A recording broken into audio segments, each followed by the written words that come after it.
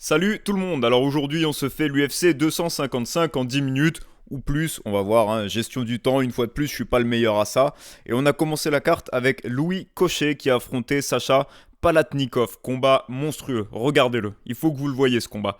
Il y a des tripes, il y a de la technique, il y a de l'action, il y a des retournements. Premier round, frappe significative 51 à 51 alors que Palatnikov était touché tôt dans le round. Bref, il faut complètement le voir. Alors, je vous fais le petit résumé et ce que j'ai noté sur chacun des deux combattants. Pour Palatnikov, j'ai noté grosse condition physique, stand-up complet. Il est dangereux en pied-point, il est dangereux en clinch, il est dangereux en avançant, en reculant. Il se prôle bien. Ce mec-là est un très très bon kickboxer. Il gagne par KO technique dans le troisième round. J'ai noté que sa main droite va transformer n'importe qui en panic wrestler. Ça veut dire quoi? Ça veut dire que quand il va toucher quelqu'un très fort avec la main droite, on va lui sauter dans les jambes. Et à partir de là, il se sprawl and brawl. Ça veut dire qu'il va bloquer le takedown et puis il va frapper avec les poings. C'est ce qui s'est passé dans ce combat-là. Louis Cochet a fini par lui sauter dans les jambes pour l'amener au sol. Pour plusieurs facteurs, hein, on va en parler dans un instant. Mais à partir de là, sprawl de Sacha Palatnikov, frappe au sol. Et il finit le combat. L'arbitre vient interrompre le combat. Donc, KO technique au troisième round. De son côté, Louis Cochet m'a énormément impressionné par son coup d'œil et sa puissance. Il a une belle boxe, des retraits du buste magnifiques. Il voit tout arriver de très loin, mais du coup, il garde les mains basses et il prend des frappes. On ne peut pas jouer à ça contre Sacha Palatnikov. Louis Cochet a vu le premier et second round de sa jeune carrière, mais je pense qu'il va en tirer des leçons et notamment sur la gestion de l'effort. Dans le premier round, il avait Palatnikov blessé, touché on va dire, et il a voulu finir le combat et du coup il s'est un petit peu épuisé. On l'a vu dès son entrée dans le second round qu'il était fatigué. À partir de là, il s'est mis à essayer de lutter un petit peu plus, mais toujours cette attitude de bagarreur en pression, quoi. Quand il avance, il est hyper dangereux. Et une fois de plus, ce coup d'œil, mais magnifique. Regardez ce combat. Regardez ce combat. Je pense que Louis Cochet va progresser dans sa gestion de l'effort. Son cardio, il va l'améliorer aussi. Combattant très très prometteur. Et Sacha Palatnikov, combattant déjà mature, basé sur un pied-point et des sprawls très solides. On passe au deuxième combat qui opposait Kyle Daukaus à Dustin Stoltzfus. Ici, c'est Kyle Daukaus qui emporte la décision unanime des juges. Et on a quand même assisté à une bataille de physique, en fait, avec beaucoup de contrôle contre la cage. Une vraie épreuve physique où Kyle Daukaus a réussi à prendre l'avantage. On a pu noter quand même dans les phases de stand-up que du côté de Daukaus, c'était plus fluide. Il y a un direct du gauche qui est très précis et des grands segments qui lui donnent l'avantage à distance.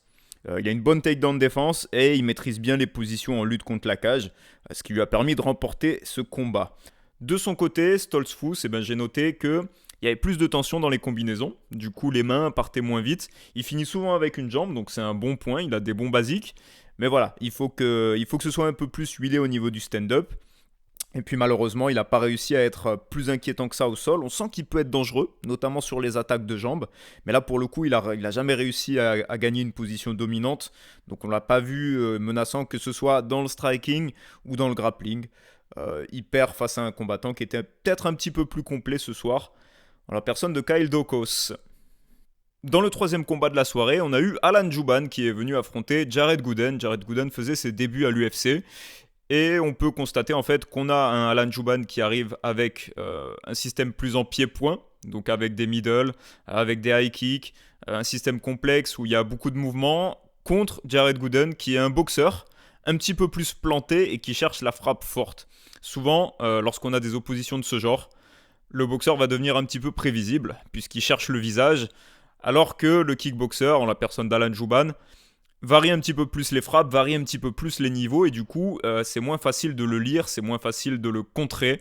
Alors au final, qu'est-ce qu'on a? On a un Alan Jouban qui gagne 30 à 27, décision unanime de la part des trois juges. Alors au niveau de Jared Gooden sur l'offensive, on a pu voir un boxeur qui cherchait la frappe forte, qui avançait beaucoup et qui devenait un petit peu prévisible parce qu'il chassait beaucoup la tête. Donc il essayait d'attaquer Jouban au visage et du coup c'est devenu un petit peu plus facile pour Jouban d'anticiper les attaques et de les contrer éventuellement. Mais quand même, bonne boxe de la part de Jared Gooden. Une fois de temps en temps, il envoie les jambes. Je pense qu'il les lâchera un petit peu plus dans les prochains combats. Gros cardio, menton très solide. Mais une défense qui est un petit peu perméable, c'est-à-dire qu'il prend des coups et quand il prend des coups, il recule tout droit, ce qui permet à ses adversaires ici à Alan Jouban d'enchaîner un petit peu.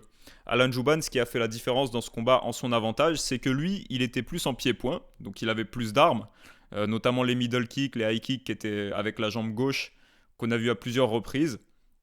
Il avait un système un petit peu plus complexe lorsqu'il s'agit des déplacements aussi. Il avait tendance à se déplacer un petit peu plus de manière latérale.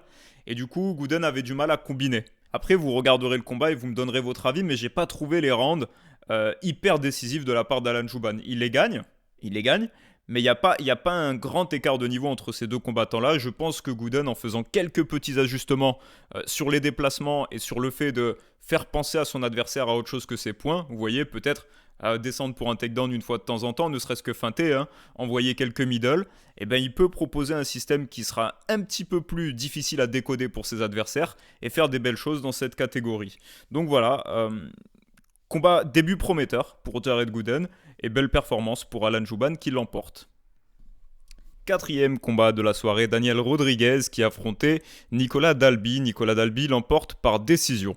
Tout le combat s'est déroulé exactement de la même manière. On avait un Dalby avec une position de karaté, une attitude un petit peu d'escrimeur qui restait à distance, qui touchait sur une ou deux frappes, donc soit des 1-2, soit des kicks, et puis qui repartait, qui tournait, qui se laissait pas cadrer par Daniel Rodriguez, qui pendant une bonne partie du premier round était hésitant à frapper, il trouvait pas du tout ses distances. Il a réussi un petit peu à créer les échanges à la fin du round. Il trouve sa distance, il fait réagir Dalby. Il arrive un petit peu à engager les frappes, mais Nicolas Dalby gagne le premier round clairement, à mes yeux. Dans le deuxième round, Daniel Rodriguez arrive à casser la distance un petit peu plus tôt, mais il n'en profite pas. Il crée pas les échanges une fois de plus. Donc Dalby, pareil, il touche, il part, il touche et part, il s'évade. Les screamers, le karatéka, quoi. Une ou deux touches et puis je tourne. Donc au final, on a Dalby qui, en ayant évité les échanges rudes avec Rodriguez, arrive à l'emporter à la décision unanime des juges. Dans le cinquième combat de la soirée, Antonina Shevchenko a su imposer sa lutte, et oui, surprise, à Ariane Lipski. Shevchenko qui a amené le combat au sol très rapidement après 2-3 échanges debout. Elle a su contrôler les positions et infliger un ground and pound dans le premier round qui restait assez léger, mais elle l'emporte grâce à son contrôle, 10-9. Deuxième round, pareil, le combat se retrouve rapidement au sol. Shevchenko arrive au-dessus, elle contrôle, donc ça lui permet de passer de la demi-garde au side control. D'ici, il y a du ground and pound qui lui permet d'atteindre la montée. Ensuite, le dos. Et là, le ground and pound, précis, net, efficace, lui permet de gagner par KO technique. On voit des frappes qui arrivent sous les aisselles d'Ariane Lipski et qui viennent la toucher au menton.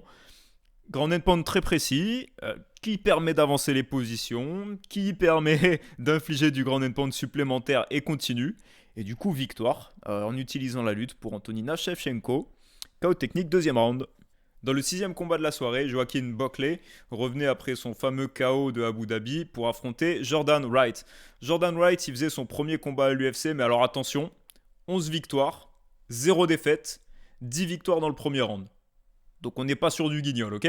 Alors, Jordan Wright, il avait un game plan assez simple, c'était chercher à contrer. Il allait chercher à garder les distances si possible avec les kicks, mais à essayer de contrer les entrées de Joaquin Buckley avec les genoux. Il se disait, Joaquin Buckley, il va m'attaquer avec des combinaisons de poings, je vais lever le genou pour essayer de le toucher au visage. Effectivement, il a touché une ou deux fois avec le genou, mais ça n'a pas suffi. Joaquin Buckley, trop puissant, utilise son anglaise pour faire reculer Jordan Wright, et une fois qu'il est contre la cage, les séries de crochets viennent le faire tomber. Une première fois dans le premier round, Joaquin Buckley va venir sonner son adversaire, et puis au tout début du deuxième round, exactement la même mécanique qui se répète. Jordan Wright tourne du mauvais côté, il est touché fort par un crochet de Joaquin Buckley, et à partir de là, combinaison de frappe qui touche à nouveau au visage. Jordan Wright s'effondre, l'arbitre vient les séparer, et Joaquin Buckley, en capitalisant sur son explosivité et sa puissance, vient gagner ce combat par KO dans le deuxième round. Pour le dernier combat des prélims, on avait un affrontement entre Brandon Moreno et Brandon aussi Royval. Ce qui frappe dans le style de Brandon Royval, c'est qu'il est sans cesse en mouvement et qu'il utilise toutes les armes, donc les genoux, les jambes. On a du mouvement constant, même au sol, peu importe la position dans laquelle il se retrouve. Et la stratégie de Moreno pour contrecarrer tout ce mouvement, c'est d'amener au sol et de contrôler. Donc, amener au sol rapide de la part de Moreno qui travaille pour essayer de trouver la soumission. Et lors d'une bataille pour les positions, on entend Brandon Royval qui hurle. Il hurle. À partir de là, ground and pound de la part de Moreno. Le combat est arrêté alors qu'il restait 1 seconde dans le premier round. Donc victoire par KO technique pour Brandon Moreno. Et alors vous verrez sur les images, on comprend mieux une fois qu'on a les images un petit peu au ralenti. On voit que Royval s'est démis l'épaule pendant une phase de transition. Il ne pouvait pas continuer dans cet état et c'est pour cette raison que Moreno a pu lui asséner ce grand end pound, qu'il n'a pas cherché à se défendre et qu'il perd par KO technique dans le premier round. On entame maintenant la carte principale et le premier combat, c'était Shogun contre Paul Craig.